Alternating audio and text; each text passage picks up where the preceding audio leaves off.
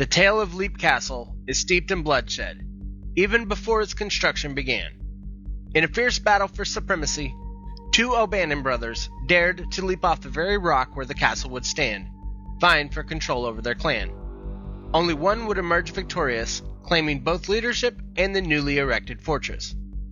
This gripping event unfolded in the year 1250, giving birth to the castle's name, Lion O'Bannon, or Leap of the Bannons. However, the O'Bannons' dominance in the region was overshadowed by the might of the O'Carroll clan, who held even greater power. The O'Carrolls were quite fond of the castle, so they decided to claim it from the O'Bannons.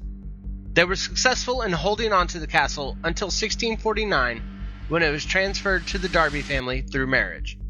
However, the O'Carrolls had to protect the castle from various threats during their rule. In 1513, Gerald Fitzgerald, the Earl of Kildare, made an unsuccessful attempt to seize the castle. Undeterred, he tried again 3 years later, resulting in some damage to a portion of the castle. However, the haunting of the castle today has nothing to do with this incident. The Darby family became the owners of the castle in the 17th century when one of the O'Carroll daughters married Captain Darby. Their son, Jonathan Darby, hid his valuable treasures on the castle grounds during the English Civil War. To ensure the secrecy of his hiding spot, he went to extreme measures by eliminating the two men who assisted him in burying the treasure. Unfortunately, Jonathan was later imprisoned for treason, and upon his release, he discovered that the castle had undergone significant changes, making it impossible for him to locate his hidden riches. To this day, the whereabouts of the treasure remain a mystery, shrouded in secrecy. Throughout its history, the castle has witnessed its fair share of violence, but the most chilling murder occurred in 1532 within the castle's chapel, now infamously known as the Bloody Chapel. Mulrooney O'Carroll, the clan leader at the time, met his demise, sparking a heated dispute over his successor. Although Thaddeus O'Carroll, Mulrooney's rightful heir and priest of the O'Carroll family, was supposed to assume leadership, fate had a different plan. One-eyed Tig O'Carroll, the younger brother, ruthlessly stabbed Thaddeus in the back during Mass, causing him to bleed out at the altar in front of his horrified family. Even in death, Thaddeus' spirit lingers within the chapel, often illuminating the room with an eerie glow. Thaddeus is just one of the numerous specters that haunt the castle. In the year 1922, laborers stumbled upon a horrifying revelation in a concealed dungeon located behind a wall of the Bloody Chapel. Concealed within the floor, they uncovered an oubliette. An oubliette, derived from the French term oublier, meaning to forget, is a deep pit in the earth where prisoners were callously thrown and left to be forgotten. A staggering 3 cartloads of human bones and skeletons were extracted from this abyss. A total of over 150 human remains were unearthed, accompanied by the discovery of a pocket watch. This timepiece was traced back to the mid-1800s, indicating that the oubliette had been utilized relatively recently. The bodies were gruesomely impaled on elongated wooden spikes, protruding a chilling 8 feet from below. Let us fervently hope that these unfortunate souls met a swift demise. It is not uncommon for visitors to experience an overwhelming compulsion to cast themselves into the depths of the oubliette. Moreover, the O'Carroll family went even further. They enlisted the expertise of approximately 40 individuals from the McMahon clan to train them in innovative warfare tactics. As a result of this rigorous training, the O'Carrolls emerged victorious in a crucial battle. In order to express their gratitude, they decided to host a grand feast for the McMahons. However, the food served to them was laced with poison, a sinister ploy to avoid compensating them for their invaluable assistance. This incident served as a testament to the ruthless nature of the O'Carroll clan during that era. Astonishingly, the presence of the McMahon clan can still be felt within the castle walls to this day. Furthermore, concealed within the castle lies a hidden chamber known as the Murder Hole Room. Although one might assume that a murder hole refers to an oubliette, this particular room holds a different purpose. Its exact location remains shrouded in secrecy. According to legend, this room was the site of a heinous crime, where a member of the O'Carroll family was brutally murdered by one of their own kin. The room is notorious for its haunting atmosphere, with tales of supernatural occurrences echoing through its walls. The castle and its grounds are home to a multitude of restless souls, each with their own unique stories. Some are friendly, others tragic, and a few are downright malevolent. However, the one person who knows them all is none other than the owner himself, Sean Ryan. When Sean and his wife purchased the castle back in 1991, their intention was to restore it to its former glory. Little did they know, the ghosts had other plans in mind. Sean experienced firsthand the wrath of these spirits when he was unexpectedly pulled off a ladder, not once, but twice, resulting in injuries. It seemed as though accidents and misfortunes were constantly befalling him. Determined to find a solution, Sean decided to communicate with the spirits, expressing his desire to restore their home and offering them a place to stay. Miraculously, things took a turn for the better after that. The spirits seemed to have accepted Sean's proposition, and the castle began to thrive once more. Among the many apparitions that roam the castle, there is one that stands out. An old man frequently spotted sitting in an armchair near the fireplace in the main hall. Despite his mysterious presence, little is known about him, except that he poses no harm to anyone.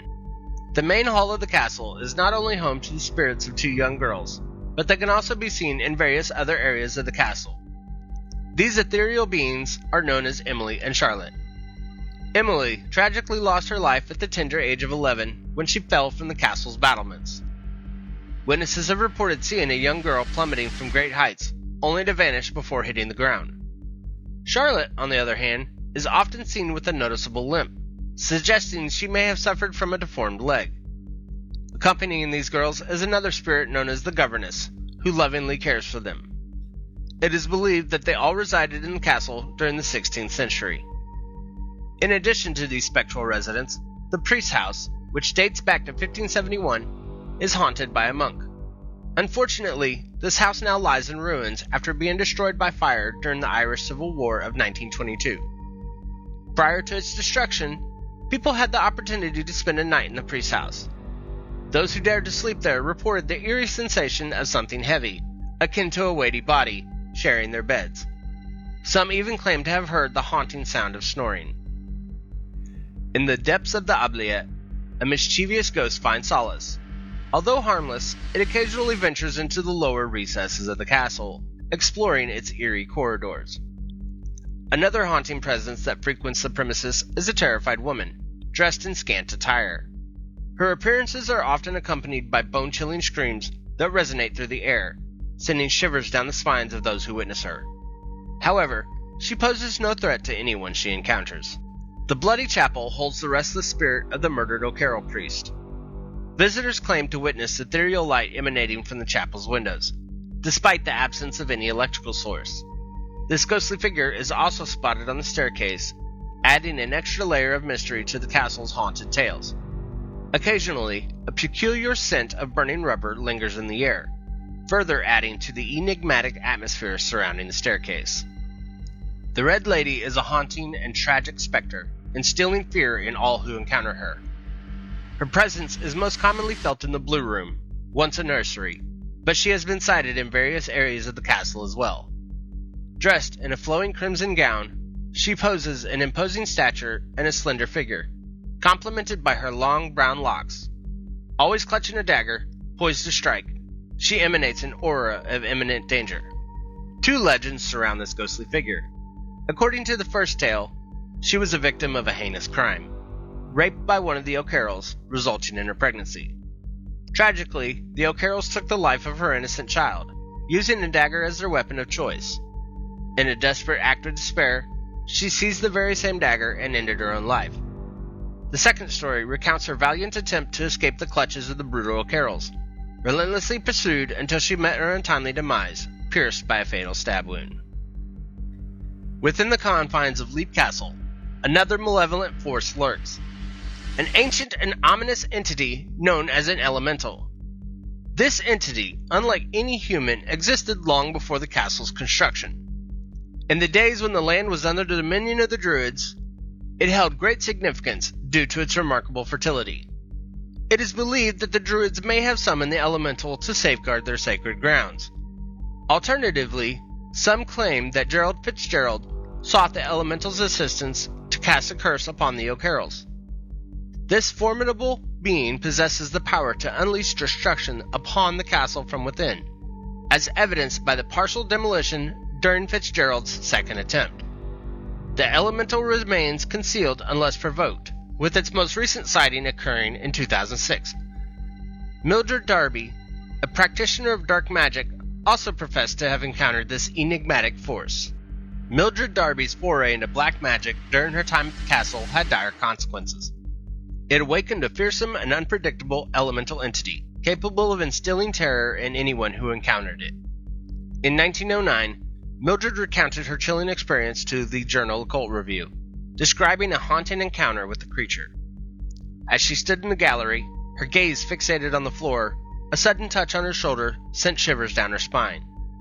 The entity, resembling a thin and shadowy figure the size of a sheep, possessed a face that was both human and inhuman.